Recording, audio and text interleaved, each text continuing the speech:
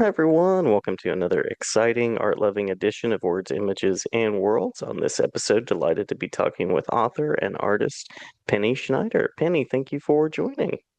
Hi, thank you for having me. A pleasure, a pleasure. People out there will know you for Arty and the second book in Arty 2, I believe is what Yeah. we're. Arty and Arty Yes, Too. yes, yes. So what has drawn you to writing and creating? Well, originally, I was a high school art teacher for 31 years until I retired in June. But when my daughter was little, she really loved books. So every time she was trying to learn something or talking about something, we would take a book out of the library, or you would buy a book, and sometimes you just couldn't find a book.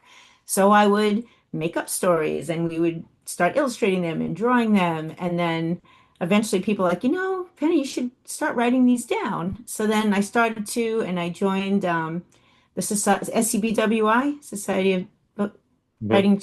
Yeah. So, and I took classes on writing because I'm trained as an artist. I wasn't trained as a writer. So I took writing classes and that began my journey. Nice. Nice. Congratulations on 31 years in the classroom and your Oh, retirement thank there. Yeah. you. So who or what has inspired you artistically? Who are some of the authors, the creators that have spoken to you most? So when I was little, if when somebody asked me, what do you want to be when you grow up? I used to say I wanted to be a cartoonist. I wanted to be Walt Disney as a girl. Mhm, So mhm. growing up, I loved Walt Disney, and basically just creating characters and cartoons. As I've gotten, and I also love Dr. Seuss. That was my other really big favorite. And now, as I'm older, I read, you can probably see behind me in my studio, I read lots and lots of children's books and graphic novels. But truthfully, the graphic novels, that's like my favorite. I Mhm. feel like that's just the way it's supposed to come out of me. But some of my Yes. favorites, I pulled a few here that inspired originally. This is Andy Runton, the Owly Oh yes, series, love it. Hmm. and absolutely love the bad guys, Aaron Blabey. Hmm. Yeah. And some of my more newer favorites, I do like Micah Song. I love Kaz Winnis. I buy a lot of them. And I really like Sean Rubin. This is probably one of my favorite books. It's a children's book, but it's written in like a kind of like a graphic novel style. His art is just incredible.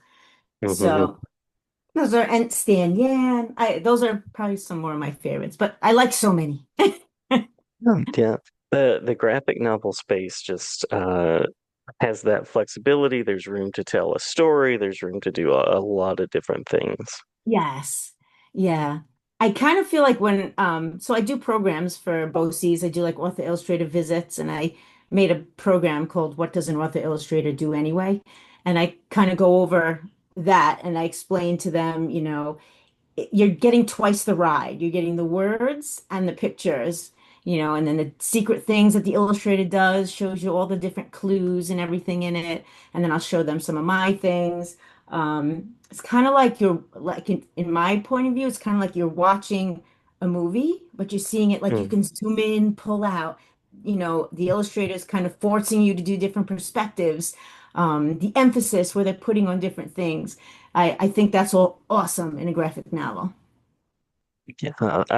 How did Artie come to be in terms of the creative process, in terms of any steps toward making it a reality? What was that like?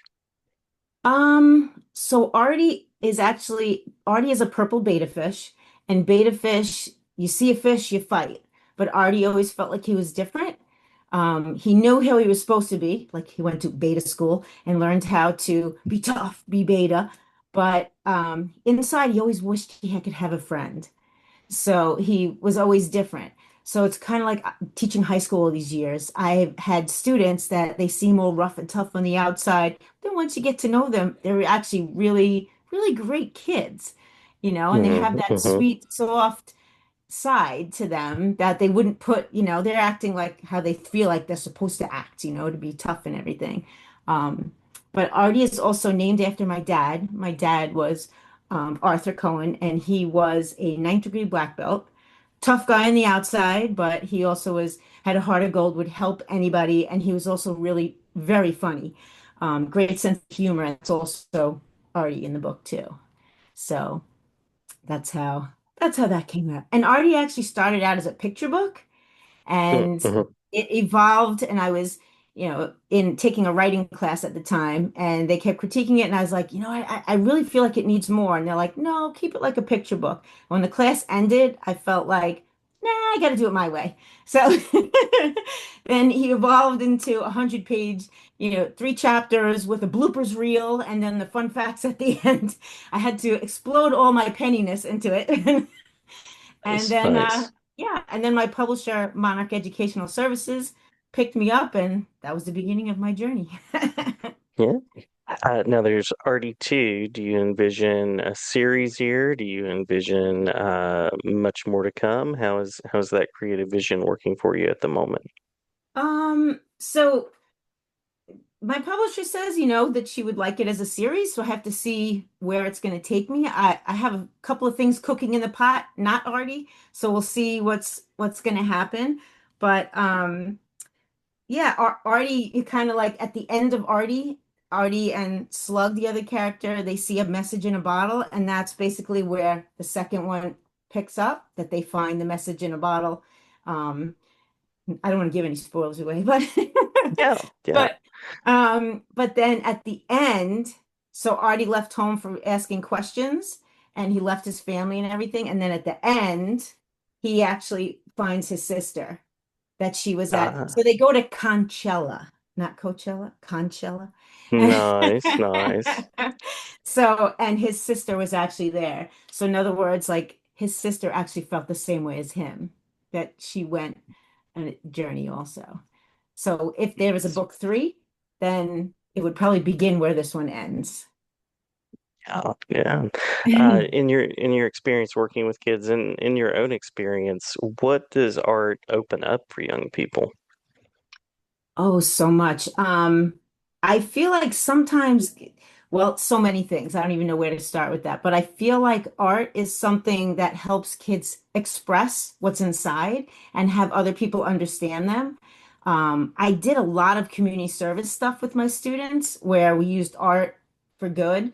We built different structures for the playgrounds in the elementary schools in my district. There was a Coda bench where it was a friendship bench, and somebody who wanted somebody to play with, they would sit on the bench. Other kids would know to come over, but we created these very creative ones. We did all kinds of things where my students, they didn't value their artistic talents and what it could do for others. And then once they got that validation from those things, you could see like it makes them feel so good, that Mm-hmm. their art is actually doing good things, you know.